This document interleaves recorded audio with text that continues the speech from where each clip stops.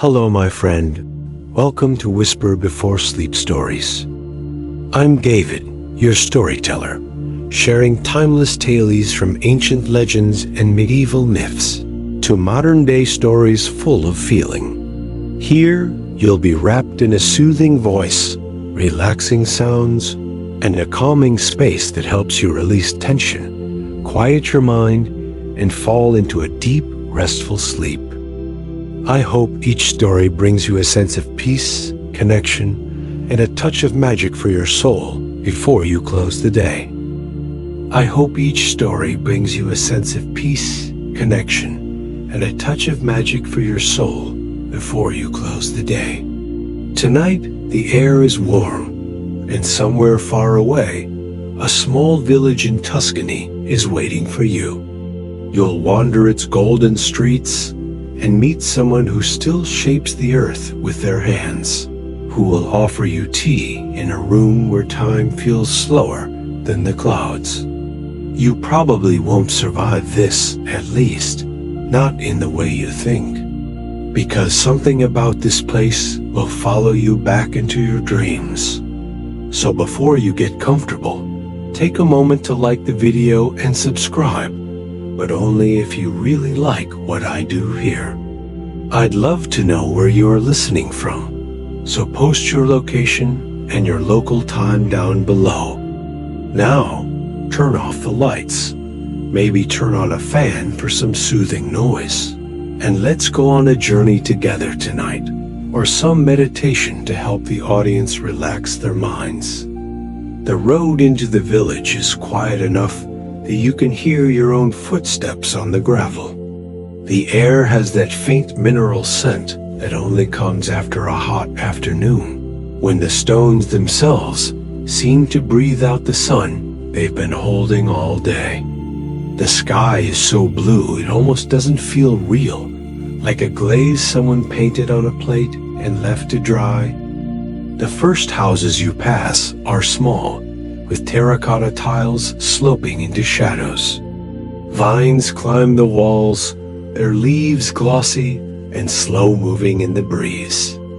You notice the shutters painted green, chipped just enough to tell you they've been here longer than you have been alive. Some are open, letting the warm smell of bread and basil escape. Others are closed tight, keeping in the coolness of dim rooms where the air is thick and still. The streets narrow, curling like soft ribbons, leading you deeper into the village. You can't see far ahead. Each turn hides the next. This place feels like it was built for walking slowly, for letting your eyes linger on every little crack in the stone, every faded fresco above a doorway. A cat, the color of dust and shadows, watches you from the top of a worn step. Its tail flicks once, in that half-friendly, half-distrusting way cats have. Somewhere ahead, you hear the faint clink of pottery being moved. Not the sharp ring of glass, but a softer sound like a heartbeat in clay. You follow it without meaning to, passing a small piazza where an old fountain murmurs to itself. The water is clear, but you can see tiny flecks of marble worn smooth by decades of flow.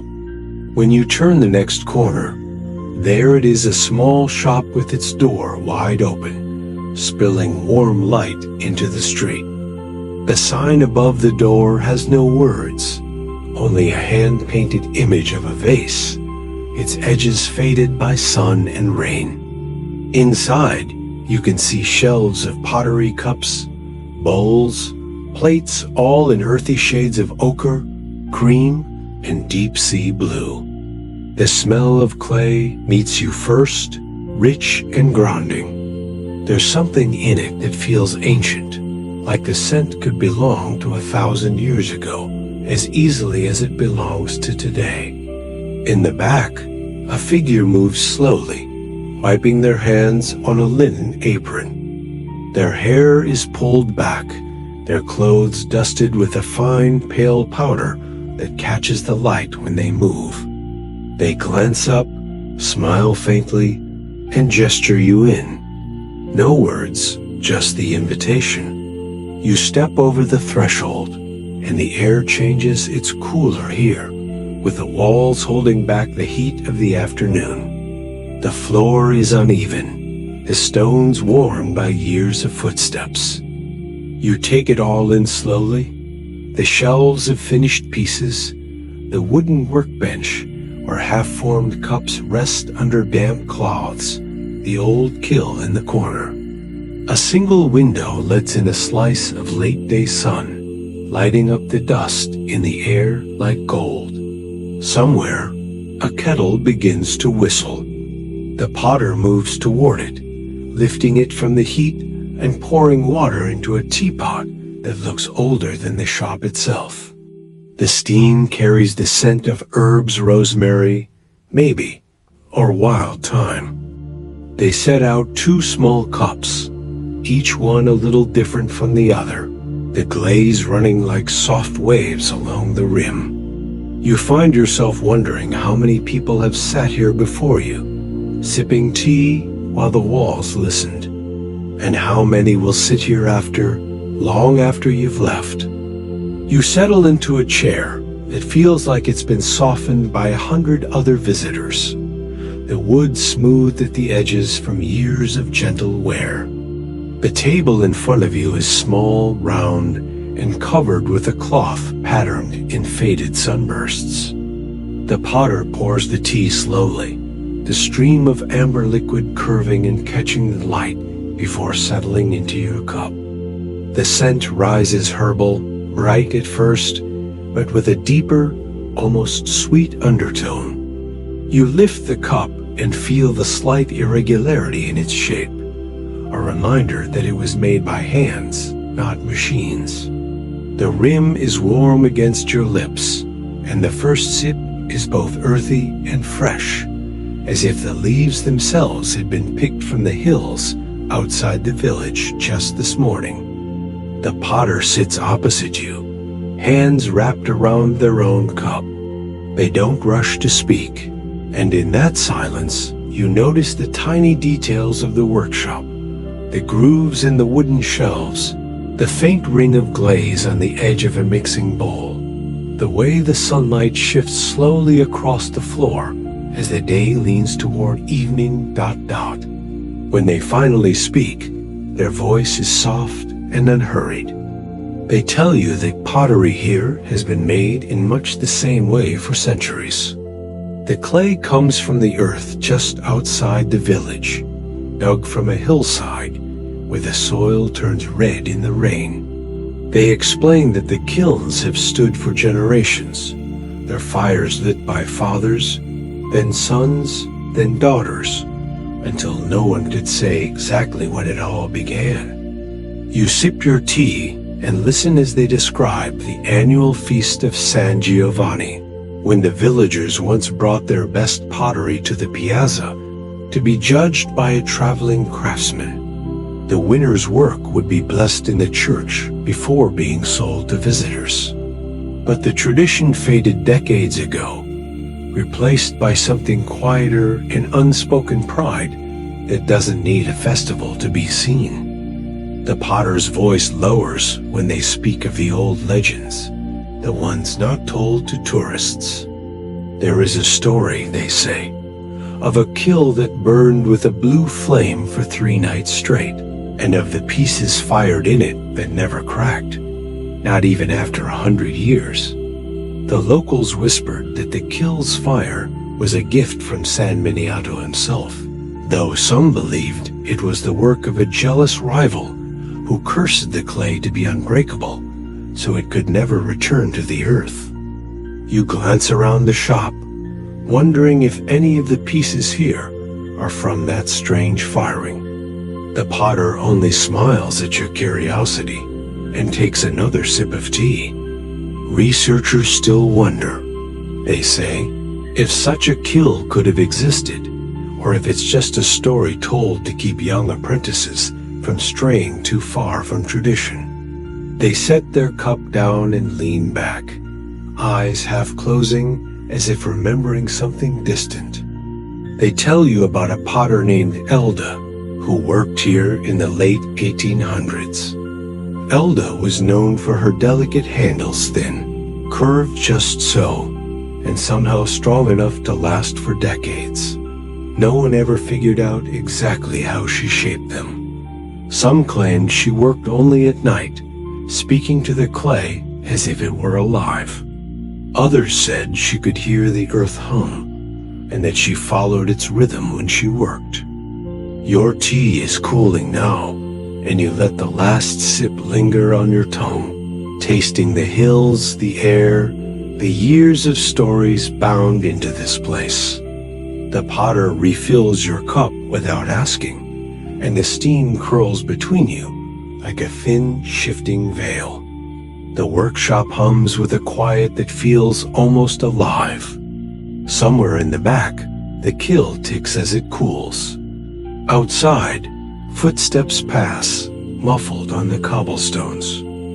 You feel as though you've slipped into a pocket of time where the modern world doesn't quite reach. The potter glances at the shelves and back at you, as if deciding whether to share something more. They rise without a word and return with a small bowl, its glaze a deep, uneven green. They place it in your hands, and the clay is cool, the surface slightly rough where the glaze has thinned. This one, they say, was made by my grandmother. She said the clay that shaped it came from the river after a great storm. The water carried something into it, minerals, perhaps, or maybe just a blessing, and she swore food tasted better in this bowl. You look down into it, imagining the storm, the churning water, the hands that lifted this clay from the riverbank. And you think about how a piece of earth can hold a memory longer than any person can. The tea between you is almost gone, but the air still smells of rosemary and clay. The light from the window has softened, shifting toward gold, and you know that outside, the streets are slipping into the quiet of evening. The potter seems to sense your thoughts, rising to set the cups aside. Come, they say gently. There's something you should see before the sun leaves us. You follow the potter out the door, the warm air greeting you like a familiar friend. The late light pools in the narrow street, catching on the edges of the old stones and turning them the color of honey. You walk together at an unhurried pace, the potter's sandals whispering against the cobblestones. They lead you deeper into the heart of the village, where the lanes open into a small square framed by low buildings with tiled roofs. In the center stands an old well, its stone lip worn smooth from centuries of hands leaning over it. The potter pauses here, resting their palm on the edge as if greeting an old companion. This well, they begin, is older than most of the village. They say it was here before the first church was built. Their voice lowers slightly, drawing you closer without words. But there's another story, the one I'm not sure is true. You lean against the warm stone, listening as they tell you about a potter from the 14th century named Matteo di Lupo. Matteo was said to be so skilled that he could shape a vessel in the time it took a candle to burn a finger's length. His work was famous across the Tuscan hills, not just for its beauty, but for something stranger. The potter's gaze drifts toward the well.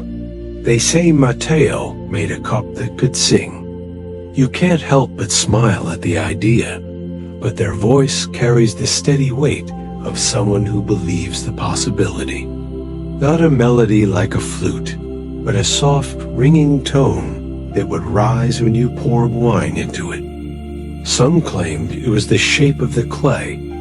Others thought it was the minerals from a particular hill. But the strangest part is this: no one could agree on the song. One man swore it was the sound of his mother's voice. Another said it was a hymn from the church, and a third claimed it was the sea. The potter walked slowly around the well, their hand trailing along the stone. Matteo's cup disappeared during the plague years. Some think it was buried with its owner, others that it broke and returned to the earth. Researchers still wonder if it could have been real at all, if sound could live inside a vessel and wait for the right moment to escape. You try to imagine it, a cup singing in the dim light of a candlelit room, its voice known only to the one holding it. The image settles in your mind like a faint dream you want to return to. The potter leads you away from the square, down a narrow alley where the scent of baking bread drifts from an open window.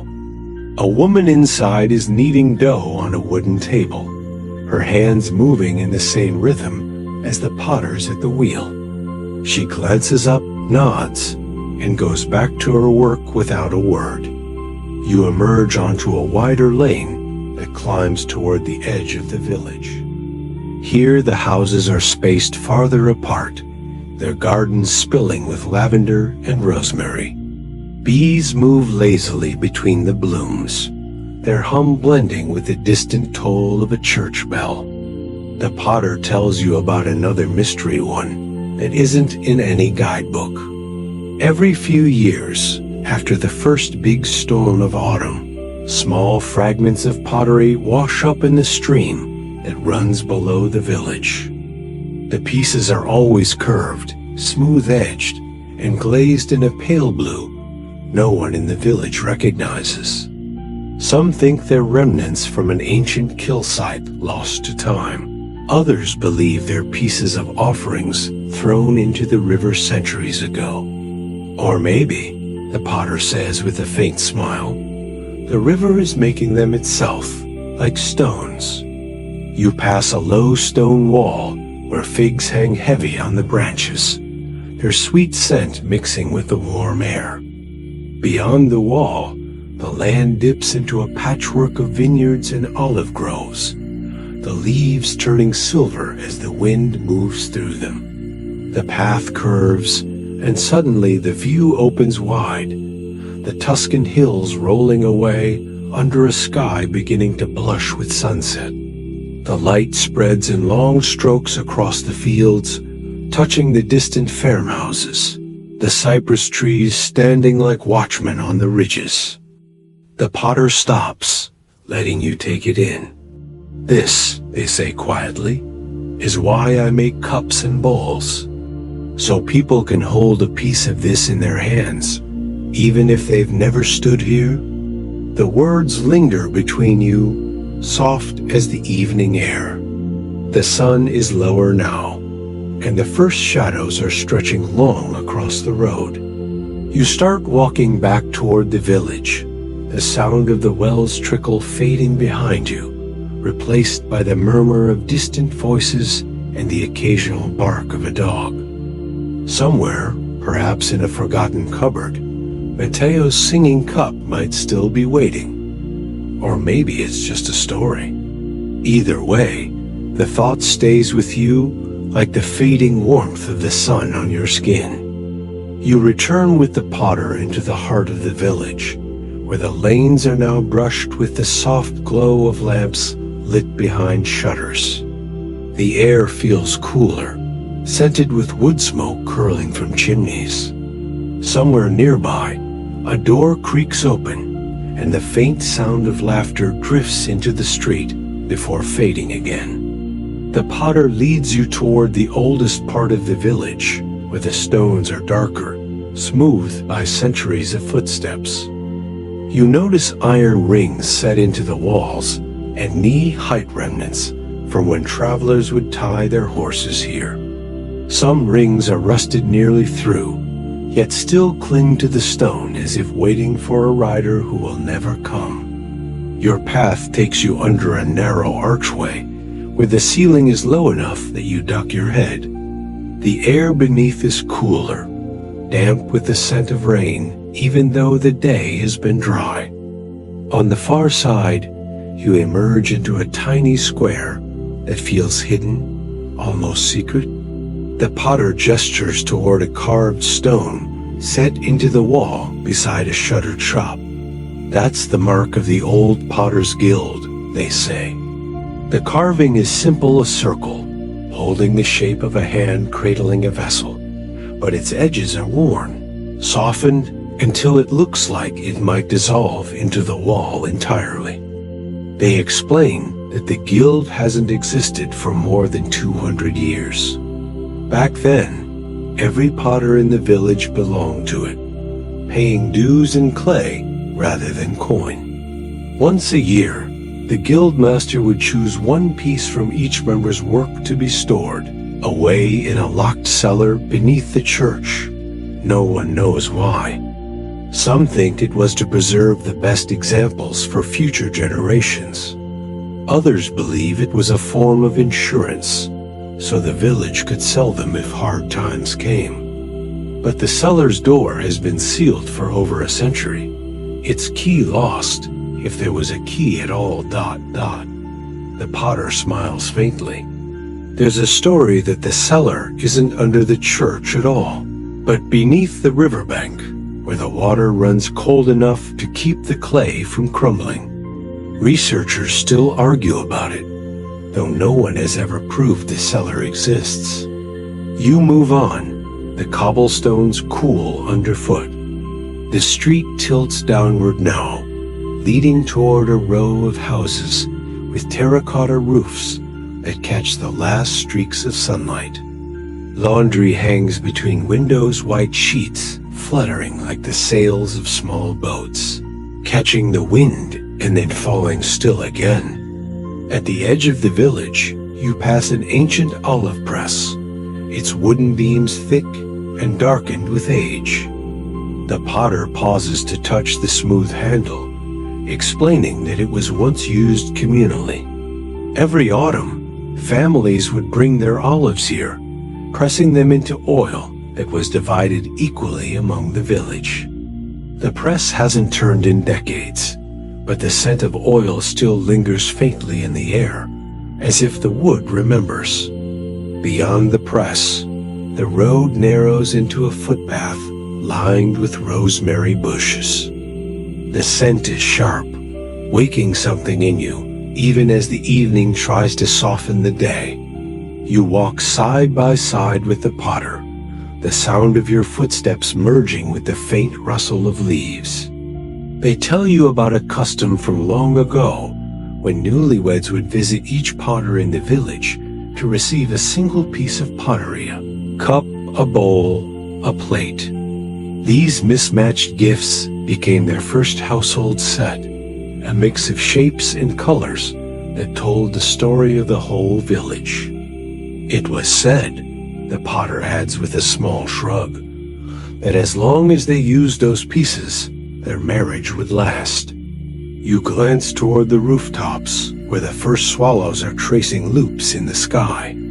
The bell from the church tower rings again, 3 slow chimes that seem to settle into your bones. The light is thinning now, sliding from gold into something softer, more uncertain. The potter stops before a vine-covered pergola that looks out over the valley. "We'll sit here for a while," they say, their voice low as if the hills themselves are listening. From this spot, you can see the fields stretching into the distance, the neat rows of vines and olives fading into shadow. The wind is gentler here, carrying the scent of jasmine from the trellis above you. They set down a small tray they've been carrying without you noticing.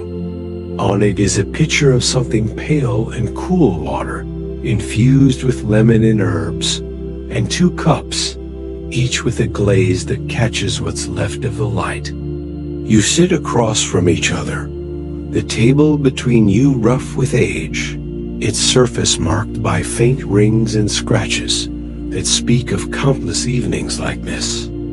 For a long time, you don't speak. The hills are enough.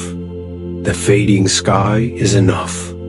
The air is filled with the slow hum of insects and the distant, rhythmic chirp of something hidden in the vines. The potter pours the drink, and the sound of it is like a thread stitching the day to the night. You take a sip, and the taste is clean, bright, carrying a coolness that seems to sink into your bones. Somewhere far below, a dog barks once, then again.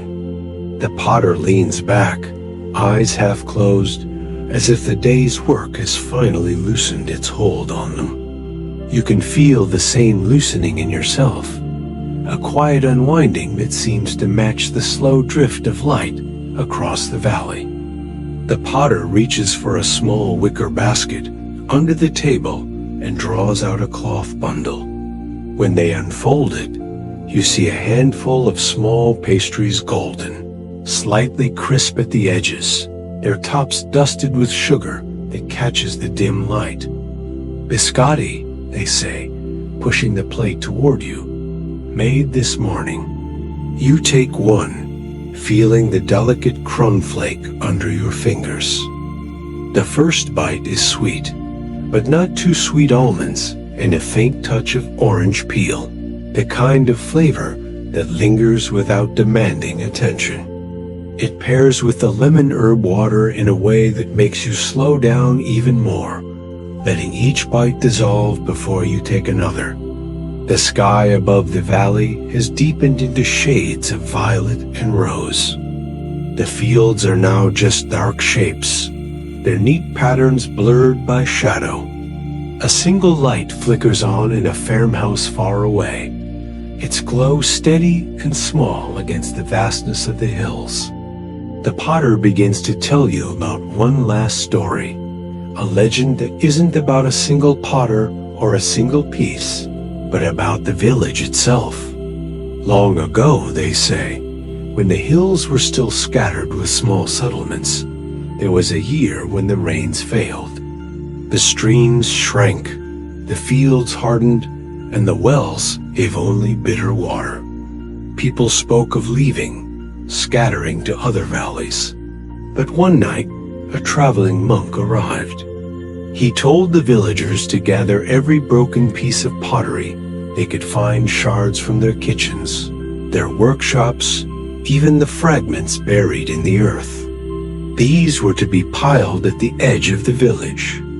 Then, under the full moon, he poured water over the pile until the shards were slick and shining. No one knows exactly what happened next. Some say the water pooled in the hollow of the shards and didn't evaporate.